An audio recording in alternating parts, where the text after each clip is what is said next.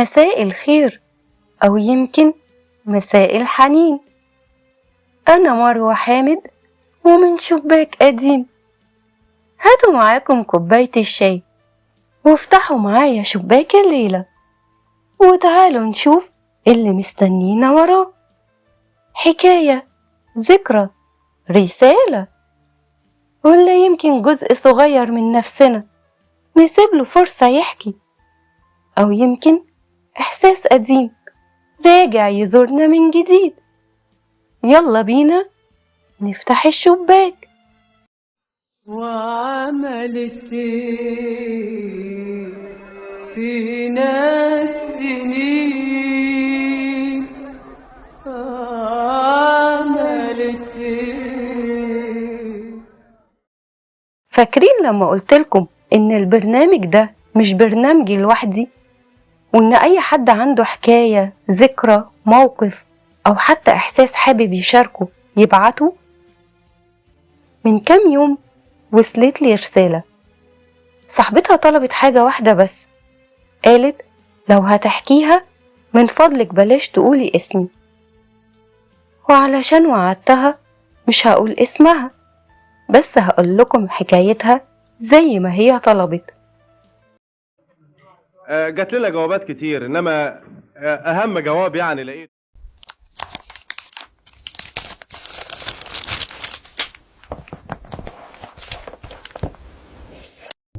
الرسالة بتقول: أنا ست عادية جدا، لا بطلة فيلم ولا صاحبة قصة استثنائية. عندي بيت وزوج وأولاد، ولو حد شافني في الشارع غالبا مش هيلفت نظره أي حاجة. بس من كام يوم ابني سألني سؤال، قالي: ماما انتي نفسك في ايه؟ بتقول أنا ضحكت وقلت له يعني ايه نفسي في ايه؟ قال أي حاجة انتي نفسك فيها. بتقول لأول مرة معرفتش أرد، لأن الحقيقة إني نسيت أنا بحب إيه، ونسيت آخر مرة عملت حاجة لنفسي إمتى، ونسيت حتى أحلامي القديمة. بتقول قعدت بالليل أفكر، ولقيت نفسي فاكرة أحلام كتير. كان نفسي أتعلم حاجة جديدة، كان نفسي أرجع أرسم، كان نفسي أقرأ كتب أكتر، حتى كان نفسي أسافر اسكندرية يوم كامل لوحدي. أحلام بسيطة. بس اللي وجعني إني اكتشفت إن مفيش حد منعني، ولا حد قال لي لأ.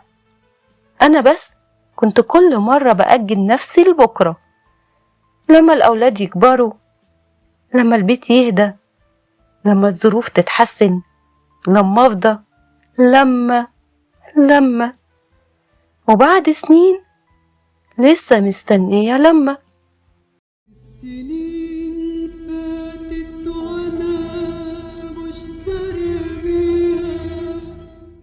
بتقول أنا بحب أولادي جدا وبحب بيتي ومش ندمانة على حاجة، بس فجأة وحشتني أنا كمروة. الجملة دي لما قريتها وقفت عندها شوية. وحشتني أنا قد إيه في ناس كتير حوالينا ممكن تكون حاسة نفس الإحساس، مش زعلانة ومش تعيسة ومش ناقصها أي حاجة، لكن وحشها نفسها. وحشني نفسي زمان قوي، ووحشنا اشوف روحي مفيش فيها الوجع جايب ظروف. وحشني بالي ورايق كل يوم، بس الهموم سايباني حد في ضحكي خوف. وأنا بقرأ الرسالة افتكرت ناس كتير، يمكن أم، أب، بنت، أو حتى شاب. يمكن حد انشغل بالحياة لدرجة إنه نسي يسأل نفسه سؤال بسيط: أنا عامل إيه؟ وعلشان كده أنا عايزة أقول لصاحبة الرسالة، لو انتي سامعانا دلوقتي، لسه في وقت، لسه تقدري تتعلمي وترسمي وتقري كتب كتير وتعملي أي حاجة بتحبيها. مش لازم كلها مرة واحدة، لكن خطوة صغيرة بس علشان ما تضيعيش من نفسك أكتر من كده. وشكرا لرسالتك.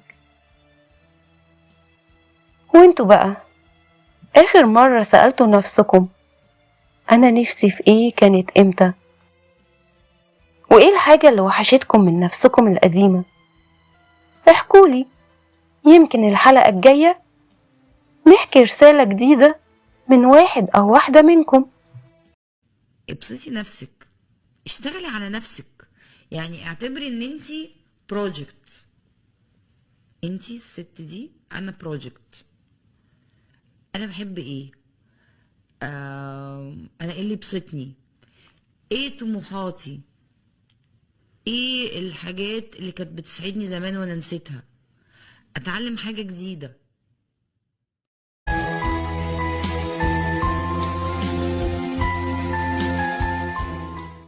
متخليش الخوف يمنعك انك تعيش حياتك.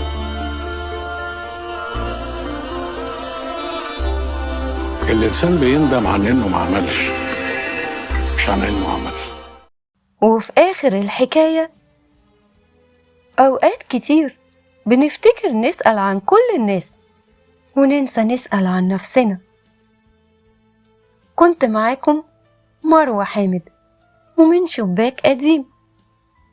وخليكم دايما فاكرين إن الاهتمام بالناس جميل، بس ما تنسوش الإنسان اللي عايش جواكم. تصبحوا على قلب راضي وعلى حلم قديم يرجع يدق على بابكم من جديد.